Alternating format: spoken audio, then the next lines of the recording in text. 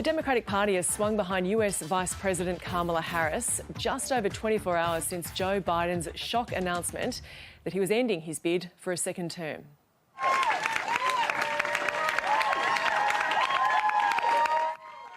Longtime House Speaker Nancy Pelosi has now endorsed Ms Harris as the party candidate, backing away from her earlier call for a competitive nomination process. And she joins most other senior Democrats and also three potential competitors, California Governor Gavin Newsom, Michigan Governor Gretchen Whitmer and Pennsylvania Governor Josh Shapiro, who have all given their backing to the Vice President. North America correspondent Barbara Miller joins us now from Washington. Barb, what has Kamala Harris had to say to campaign staff? Yeah, this was an address at the newly rebranded Kamala HQ in Wilmington, Delaware. It was until now the headquarters of the Biden-Harris campaign. But before Kamala Harris came in, there was an address by Joe Biden. Now, the campaign staff gathered here didn't see Joe Biden. They just heard his voice. So it's kind of an unusual atmosphere. But he told campaign staff that although the decision that he announced yesterday would have been hard to hear, it was the right decision to make. And he said he wished he could be there, but of course he's still laid up with COVID symptoms. He said he wanted to remain fully engaged in his presidency until the end of his term, and that's not until January next year. The election's in November, but the handover is not until January. And then Kamala Harris came on, introduced by her husband, Doug Emhoff. It was an emotional address from the Vice President and possible Democratic nominee for this year's election. She had some interaction with Joe Biden, who we still couldn't see. We just heard his voice. They told one another that they loved each other. And essentially what we heard from Kamala Harris, even though all those people in the room know what she stands for and know what the campaign's key issues are, but we heard a kind of stump speech, I think, from her, you could describe it. And we got a real sense, and let's hear that now, of how she might, if she's confirmed as the nominee, take on Donald Trump. In the days and weeks ahead, I, together with you, will do everything in my power to unite our Democratic Party, to unite our nation, and to win this election. You know, as many of you know, before I was elected as Vice President, before I was elected as United States Senator, I was the elected Attorney General, as I've mentioned, of California, and before that I was a courtroom prosecutor. In those roles, I took on perpetrators of all kinds.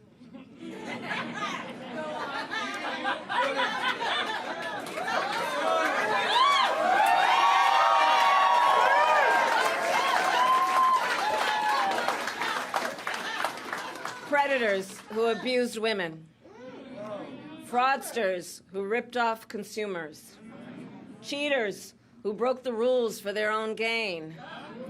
So hear me when I say, I know Donald Trump's type.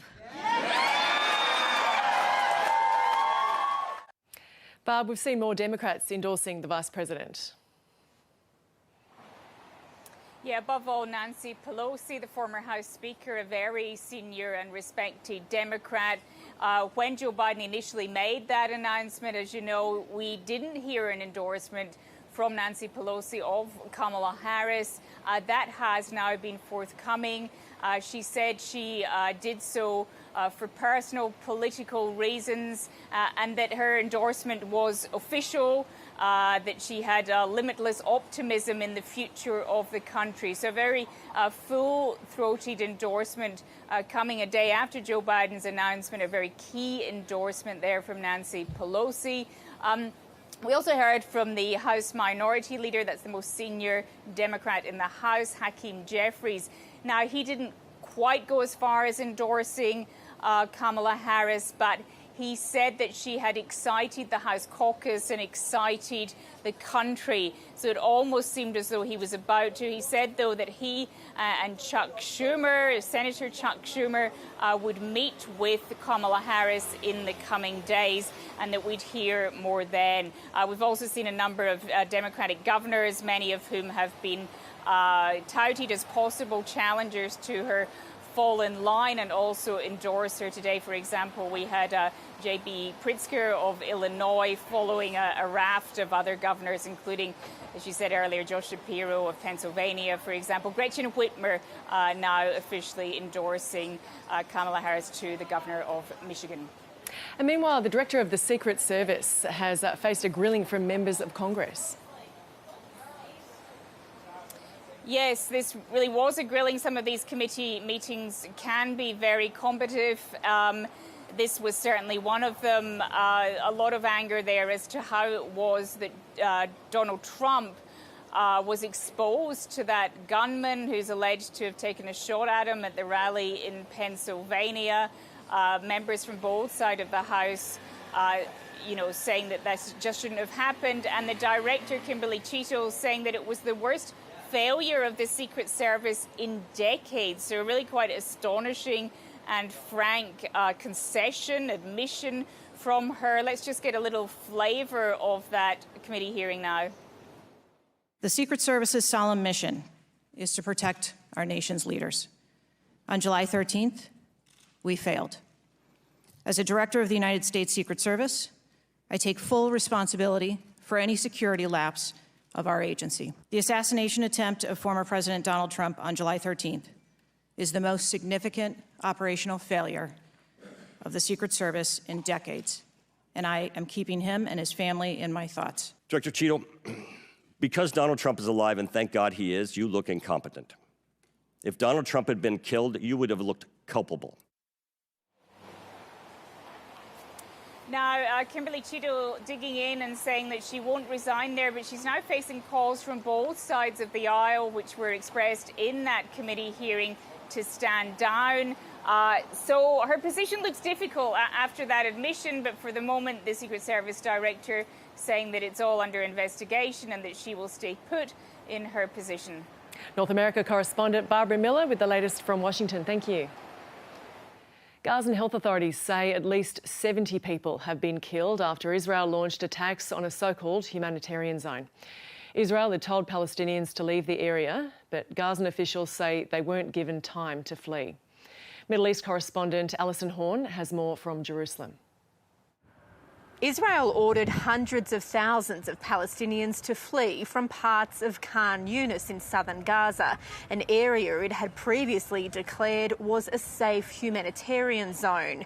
People started to leave from the area immediately, with Israel warning it would soon be launching fresh attacks there, claiming Hamas militants had regrouped in the area. Palestinian officials say shortly after, Israeli tanks rolled into the area and airstrikes began. Gazan medics report hospitals quickly became overwhelmed with mass injuries and dozens of Palestinians were killed, including women and children. And locals and Gazan officials on the ground say people were killed by Israel as they were trying to flee and that they weren't given adequate time to escape. All these people who had been targeted were all asleep. They had just woken up from their sleep, still washing their faces. What is their fault? What is their fault? What have they done? Civilians, all of them. By God, there wasn't among them a soldier or any person. Israel is yet to respond to the reports that civilians were killed as they were trying to get to safety. But Palestinians, the United Nations and international relief agencies say the latest Israeli strikes are further proof that there is no safe place in Gaza. Police, sexual assault support organisations and lawyers are among those who will today give input into new laws designed to crack down on sexually explicit deep fakes in Australia. Political reporter Evelyn Manfield joins us now from Parliament House. Evelyn, what is the committee expecting to hear today? Gemma, as you mentioned, the federal police, education sector, lawyer and advocates will all be giving evidence to this inquiry today. And from the submissions that they've put forward, overwhelmingly the concern is that deepfake pornography is on the rise, and also the harm that it can cause victims as well. So this is in response to legislation that the federal government put before Parliament last month, and it aims to stamp out non-consensual deepfake pornography for people who create it and distribute it, with up to 7 years behind bars. So those who give evidence today, it'll be designed to help strengthen this legislation. So we'll be hearing from the federal police alongside the harm that it can cause to victims, and as I said, the rise of deepfake pornography as well. They're also concerned about how this is becoming more and more realistic and also cheaper and easier for people to make. So obviously that's part of the reason that they want to help stamp this out.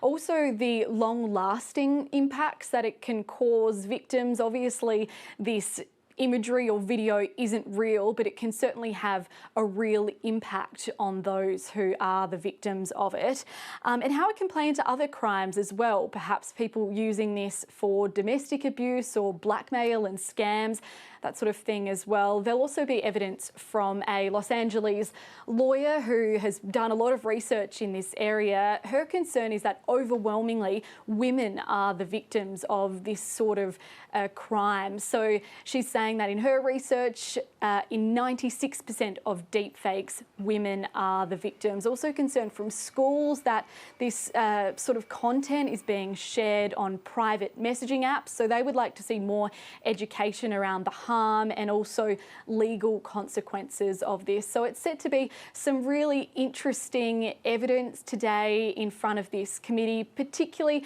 when you factor in the context of the horrendous violence against women, the crisis really that we're seeing in the country at the moment too. Political reporter Evelyn Manfield in Canberra.